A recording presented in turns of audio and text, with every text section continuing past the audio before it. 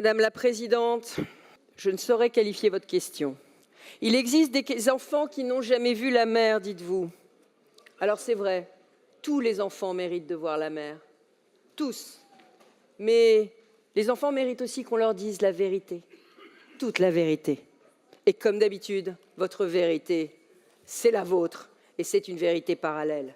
Qui est propriétaire du centre Virginie Herriot?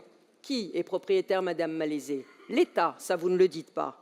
À qui la famille de Virginie Herriot a légué le site dans les années 60 et qui en a conservé la propriété, y compris au moment des lois de décentralisation des années 80. Ils n'ont pas voulu nous en donner la propriété.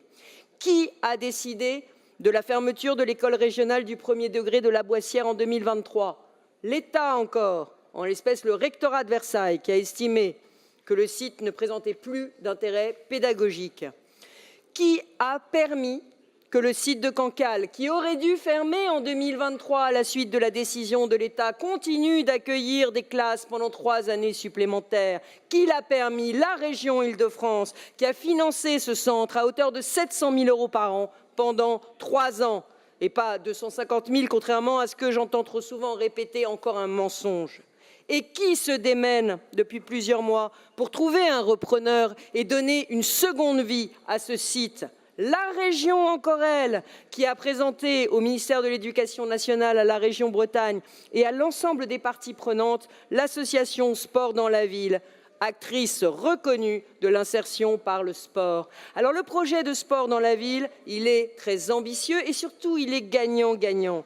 Il s'engage à réaliser les travaux nécessaires pour rénover le centre, ça vous vous en fichez, vous n'y êtes jamais allé, à maintenir les classes de mer en temps scolaire, à maintenir toutes les classes de mer en temps scolaire, contrairement aux mensonges que vous répandez, mais aussi, et ça change tout, à ouvrir le centre à de nouveaux publics pendant les vacances. Parce que oui, ce centre de Cancale que vous défendez, il n'était ouvert qu'entre février et juin. Voilà la réalité. Eh bien, en tout cas, certainement aucune vacances scolaires. Je ne connais pas de classes de mer qui se font sur les vacances scolaires. Donc oui, la région finançait à hauteur de près d'1 million un centre qui fonctionnait seulement la moitié de l'année et qui en plus ne profitait qu'à la marge aux élèves franciliens parce qu'il accueillait aussi beaucoup d'élèves bretons. La vérité, Madame la Présidente, la vérité, si on l'a dit en entier aux enfants, c'est que vous avez voté pour la désaffectation de Cancale en septembre dernier et qu'aujourd'hui, l'occasion vous semble trop belle.